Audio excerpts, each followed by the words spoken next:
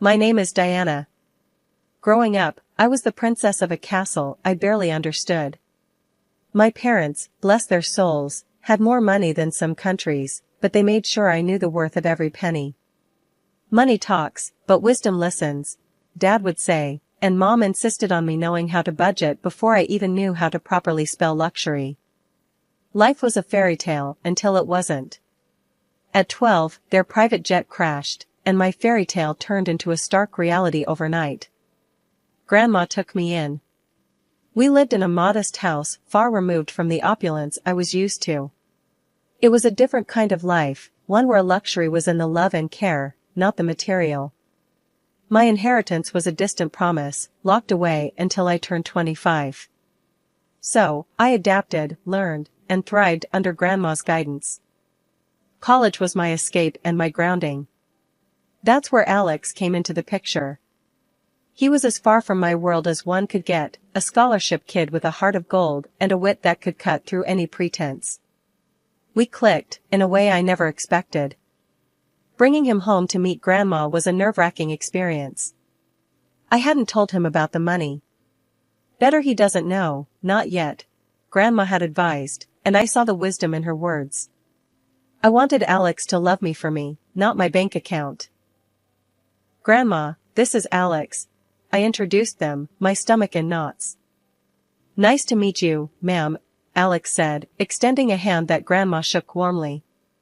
Sit, Grandma gestured, her eyes twinkling as she took in Alex's nervous posture. You're the young man who's stolen my granddaughter's heart. Alex blushed, a sheepish grin spreading across his face. I guess you could say that, ma'am. We sat down, and the conversation flowed more easily than I dared hope.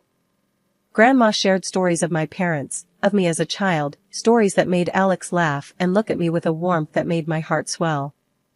You've got a good one here, Grandma said, nodding towards me but looking at Alex. Takes after her mother, strong and kind. But don't you let her fool you, she's got a bit of mischief in her too. I can see that, Alex chuckled, squeezing my hand under the table. The evening went on, filled with laughter and shared stories. Alex fit into our world like he was always meant to be there. As he helped Grandma with the dishes afterward, I knew I had made the right choice in bringing him into this part of my life. Walking him out later, Alex turned to me, a serious look on his face. Your grandma's amazing, you know? And hearing about your parents, your life. I feel like I understand you more. I nodded, feeling a lump form in my throat. I'm glad, Alex. There's a lot to me, more than meets the eye, I guess. He smiled, pulling me into a hug. I'm here for all of it, every layer. Doesn't matter what's in your bank account. It's you I care about. I hugged him back, tighter than I ever had before. In that moment, I knew I could trust him, but I also knew the weight of the secret I was keeping. It was a delicate balance, one I hoped wouldn't tip and spill over. The ride to Alex's parents' house was a quiet one, filled with the kind of silence that's too thick to cut through. I could tell Alex was nervous, his hands gripping the steering wheel tighter than usual. You sure you're ready for this? I asked, trying to break the ice. Yeah, just, my mom can be a bit much. Don't take anything she says to heart, okay? Alex's attempt at a reassuring smile didn't quite reach his eyes. The house loomed ahead, grand and imposing. As we pulled up, my stomach twisted into knots. This was it, no turning back now. We were barely through the door when Alex's mom, Gloria, made her entrance. Her eyes landed on me like two laser beams, sizing me up in a way that made my skin crawl. So, this is the girl you've been hiding, she said, her voice as cold as the marble floors. Mom, this is... Alex began, but Gloria waved him off. I know who she is. Come, let's sit. I prepared some tea. Her command was not to be ignored, leading us into a living room that felt more like a showroom. The tea was served, and Gloria wasted no time. I hear you were raised by your grandmother. Must have been quite the humble upbringing, she said, the word humble sounding more like an insult. I clenched my jaw, fighting to keep my cool. It was. My grandma taught me a lot about life. Important stuff, not just fluff. Gloria's lips twitched in a smirk. I see. And your parents? Gone too soon, I heard. Tragic, really. How does one cope without the proper guidance? Alex jumped in, clearly uncomfortable. Mom, that's enough. Let's not. No, it's okay, Alex. I interrupted, feeling a surge of defiance. Yeah, my folks are gone, and yeah, it was tough. But I got through it. Made me who I am. Gloria sipped her tea, her gaze never wavering. Interesting. And what about your future, dear? Any plans, or are you just riding along on my son's coattails? That stung. I took a deep breath, reminding myself why I was here. I've got plans. Big ones. And I don't need to ride on anyone's coattails to make them happen. The air was thick with tension. Alex, bless him, tried to change the subject. Mom, let's not do this, okay? We're here to enjoy each other's company. Gloria set down her teacup, a calculated move. I'm merely trying to understand the woman my son has chosen. You can't fault a mother for caring about her child's future. The back and forth felt endless, a verbal tug-of-war where no one was winning. Just when I thought I couldn't take any more, Alex's sister, Lily, made her entrance. Her eyes were curious, but held an edge of judgment that matched her mother's. So, you're the famous girlfriend. Heard a lot about you. Not all good, I might add, Lily said, her voice dripping with disdain. I was about to snap back when Alex stood up. That's enough, both of you. We came here in good faith, to share a part of our lives with you. If that's not something you can respect, then maybe we should leave. The rest of the visit was awkward, to say the least. Conversations felt forced, every laugh a little too loud. But Alex held my hand under the table, a silent promise that we were in this together. As we left, I couldn't help but feel a mix of relief and frustration. I'm sorry about that, Alex said once we were in the car. They can be a bit intense. I sighed, watching the lights of the house fade in the rearview mirror. It's not your fault. But man, your mom and sister, they're something else. Alex chuckled, a sad sort of sound. Yeah, they are. But hey, we survived, right? Survived and stronger, I agreed, leaning my head against the window. The night sky was clear, the stars shining bright. Maybe it was a sign. No matter how tough things got, there'd always be a way through. The warning came swift and sharp, like a slap to the face, at our next awkward family meet-up. Gloria, my future mother-in-law, didn't waste any time laying down the law. If you two are serious about getting married, we're getting a prenup signed, she declared, her eyes drilling into me as if daring me to object. I kept my cool, shrugged, and let out a low, fine by me. I'm not after your son's money. Alex looked like he wanted to crawl into a hole and disappear. Once we were out of there, he was all apologies and promises. My mom won't get in our way, I promise. We'll be happy, he said, his eyes pleading for me to believe him. The wedding planning sailed smoothly enough, but the big day itself? That's when the storm hit. Lily, the sister-in-law-to-be, got sloshed beyond belief and decided it was showtime. In the middle of our reception, she staggered up, glass in hand, and slurred out accusations loud enough for the back row to hear. This one's a gold digger. Doesn't know the first thing about our kind of life. Illiterate, trying to snag my brother's cash. After that, there were other antics, molesting guests, and other things that are not customary to talk about in decent society. I felt my face flush hot with anger and humiliation. Without a second thought, I pulled out my phone and called the cops. This drama needed an audience, and I wasn't about to let Lily's performance go unchecked. The aftermath was a hurricane of accusations and threats. Gloria vowed revenge for the disgrace I'd brought upon their family. You've made a mockery of us. The press will have a field day with my daughter's antics, thanks to you. Alex was torn, trying to play peacemaker in a war that had no room for neutrality. I saw the strain in his eyes, the way his shoulders sagged under the weight of his family's drama and his desire to keep us afloat. But I stood my ground, my resolve hardening. This wasn't just about me anymore. It was about drawing a line, about not letting wealth or the lack thereof dictate how I was treated.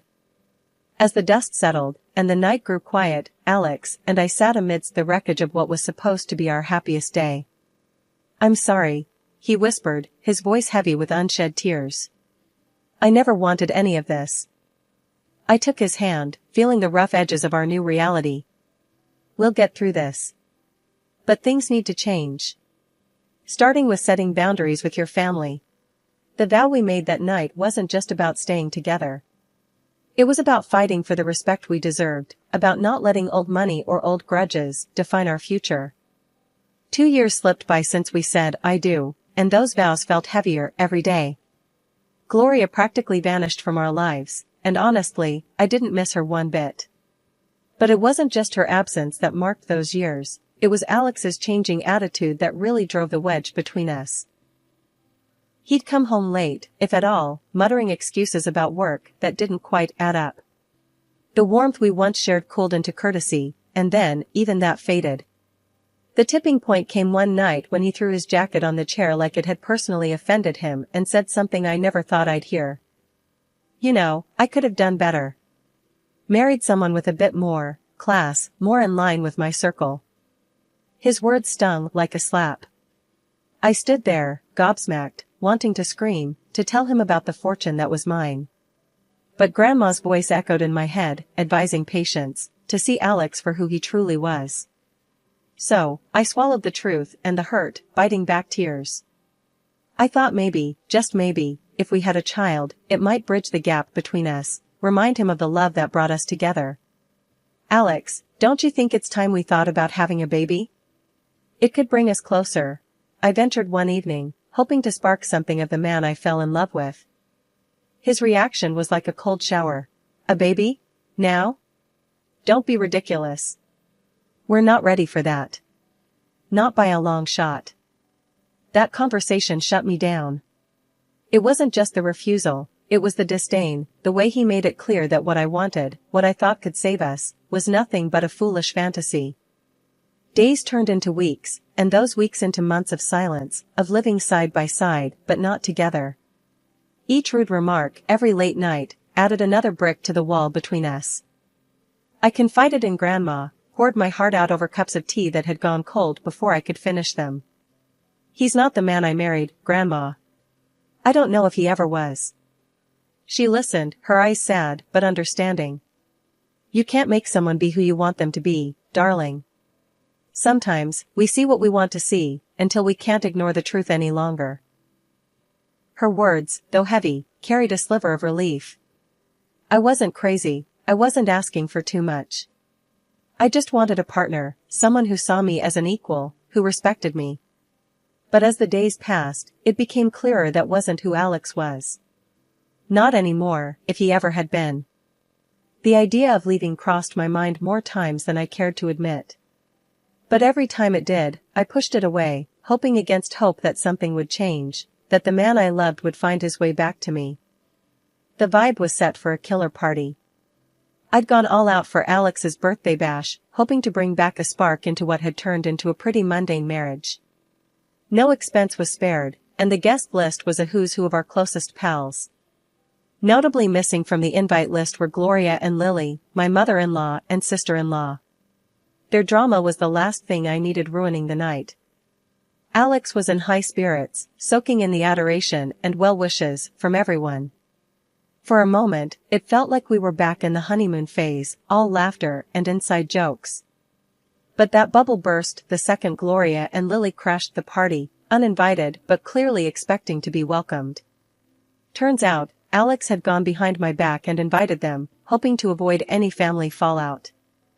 Their presence turned the atmosphere tense.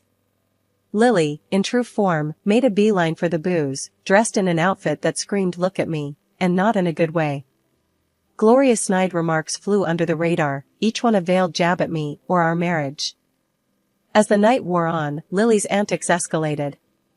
Fueled by champagne and a need to be the center of attention, She started a rant about me not fitting into their family, how I was unworthy of their name. It was a mess, and Alex was nowhere to be found, too busy playing the good son to notice the circus unfolding. The climax of the evening was when Lily, a few sheets to the wind, decided to air out some dirty laundry. Waving around some documents, she slurred out insults, each word a knife. The spectacle ended with her stumbling into the pool, documents flying everywhere. I rushed over, more out of curiosity than concern, and gathered the scattered papers. My heart sank as I pieced together what they were. Divorce papers. Signed, by Alex. It was like a punch to the gut, each signature a betrayal. I stood there, numb, as the reality of the situation washed over me.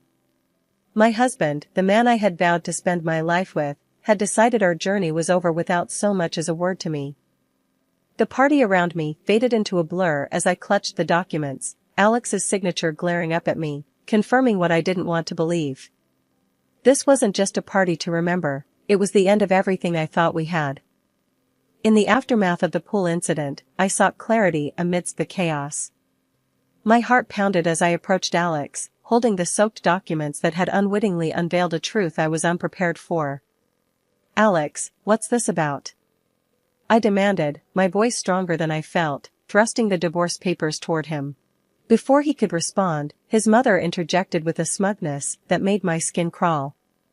"Oh, dear, looks like your little scheme didn't work out, did it? Alex is leaving you. Thought you could trap him with a baby for his money?" I stared at Alex, searching his eyes for any sign of the man I married. But he couldn't meet my gaze, his silence more telling than any words. With resignation, I signed the divorce papers. They were just a formality now, a closing chapter of a book I no longer wished to be part of. As the dust settled, Grandma approached, her presence a calming force. She didn't need to say anything, her eyes conveyed volumes of empathy, understanding, and an unspoken support that bolstered my resolve. It was then she decided to reveal the truth, not just to me, but to everyone present. "She doesn't need any of your money," Grandma declared, her voice steady and strong. "In a month, she turns 25 and will inherit a fortune far beyond what you could imagine. She's been raised to value people over wealth, to seek out genuine connections rather than financial gain." The room fell silent, the weight of her words hanging in the air. Gloria's face morphed from smugness to shock, then to a desperate kind of greed, as she quickly began backpedaling, her apologies as transparent as they were insincere. Alex, too, seemed suddenly eager to rewrite the narrative, insisting his intentions were never to hurt me, that he was merely influenced by his mother. But it was too late. The veil had been lifted, revealing the stark reality of our relationship and the motivations behind it. I met their apologies with a quiet smile, not out of forgiveness, but out of an inner peace that came from understanding my worth, independent of the wealth that awaited me. "You've shown me your true colors," I said, my voice imbued with a newfound strength. "As for surprises, well, I've prepared another one for you." And at that moment, a loud honk echoed through the tension. Outside, a sleek, luxury car rolled up to the gate, the one I had secretly bought for Alex as a surprise. The irony wasn't lost on me. I couldn't help a bitter laugh as I excused myself, stepping outside to confront the final act of this drama. There it was, the epitome of luxury on four wheels, a symbol of the love I thought we shared, now just another piece in the game of pretense and betrayal. Without a second thought, I slid into the driver's seat, the leather cool and unyielding beneath me, much like my resolve. Grandma, ever my rock, joined me, her presence a silent testament to the strength and dignity that ran in our blood. Turning to face the house, I saw Alex and his mother at the door, their expressions a mix of confusion and awe. "Everything from now on goes through my lawyer," I called out to them, my voice clear and devoid of the warmth it once carried. "And don't worry about my stuff. I'll have a courier pick it up." Their faces, once smug and self-assured, now painted a picture of realization and loss. Not just of the wealth they coveted, but of the person they underestimated. With that, I turned the key, the car's engine purring to life, a sweet sound that promised freedom and new beginnings. Grandma and I shared a look, a silent agreement that this was the first step toward a future unburdened by deceit and manipulation. After the revelations and dramatic exits, the air seemed clearer, as if the truth had not only unveiled the greed and deceit but also cleansed the path ahead. It wasn't long before the first test of my newfound resolve came knocking, or rather, calling. The phone rang, its shrill tone slicing through the calm like a knife. On the other end was none other than Lily, her voice dripping with an unfamiliar sweetness. "Hey, I just wanted to, clear the air between us. We're practically the same age, right? We could be friends." I couldn't help but let out a short, disbelieving laugh. The contrast between this sugary tone and her usual disdain was stark. "Friends?" I echoed, the word feeling foreign. "You mean like how friends don't badmouth each other at parties or try to humiliate them in front of everyone?" There was a pause, a moment where I imagined I could hear the cogs turning in her head as she searched for a response. "Well, water under the bridge and all that," she attempted feebly. "Water into the pool, you mean?" I shot back, unable to resist the jab. The silence that followed was telling. It was clear that my refusal to play along had derailed her plans. "Fine, be that way," she snapped, her veneer of niceness crumbling away. "You'll regret this." I hung up, feeling a mix of amusement and sadness. It was a stark reminder of the facades people wear and the lengths they'll go to when faced with the consequences of their actions. The temptation to retaliate was there, a nagging thought in the back of my mind. I posted a video on social media of her falling into the pool. It went viral like wildfire. Within an hour, 1,000 people had liked it. My sister-in-law was internet famous. She tried to call me, demanding I take it down, but I just blocked her. I'm done with her fake sweetness and her nasty attitude. A week after that, my phone rang with a number I knew all too well. It was Gloria, her voice unnaturally sweet, offering an olive branch she hoped I'd grasp. "Let's put the past behind us. For Alex's sake, can't we reconcile?" she suggested, as if the wounds were mere scratches that could heal with a band-aid of words. "No, Gloria. That ship has sailed," I replied, firm but not unkind. There was no anger in my voice, just a resolute peace. "I wish Alex well, but our paths are diverging. I'm looking forward, not back." Not long after, Alex made his own attempts at a reunion. One morning, I found a bouquet of flowers at my doorstep, the card bearing a simple "I'm sorry, please come back" message. The sight of them sparked more anger than affection. Without a second thought, I tossed them into the trash. His efforts didn't stop there. He tried to visit, showing up unannounced with the hope of talking things through. But I wasn't the same person he left behind. His presence, once a source of comfort, now felt like an intrusion. One evening, as he made yet another uninvited appearance, I met him at the door, with a resolve as hard as steel. "If you don't stop this, I'm going to the police," I warned, my voice steady and firm. "Your apologies can't undo what's been done. It's over, Alex. Really over." The gravity of my words finally seemed to reach him. His shoulders slumped, and with a final, lingering look, he turned and walked away. That was the last I saw of him. In the time that followed, I threw myself into charity work. It became my passion, my purpose. Helping those truly in need, connecting with people who valued kindness over wealth, brought me a joy I hadn't known was missing. Living with Grandma, I found peace in our quiet routine. We'd sit and plan our next project, our next way to make a difference. It was during these moments I realized this was where I was meant to be. I had no illusions about the road ahead. It would be fraught with challenges, perhaps even heartache. But I also knew it would be filled with joy, with moments of unbridled happiness, and the kind of love that enriches the soul. And so, I live my life looking forward, not back. I work, I help, and I hope. I believe in a future where I'll find true love, not defined by wealth or status, but by genuine connection. And yes, one day, I'll have those 3 beautiful children I dream of. But for now, I'm content. I'm building a life of purpose, surrounded by love that doesn't ask for anything in return. This isn't just the end of a chapter, it's the beginning of a whole new book. And I'm the one writing it.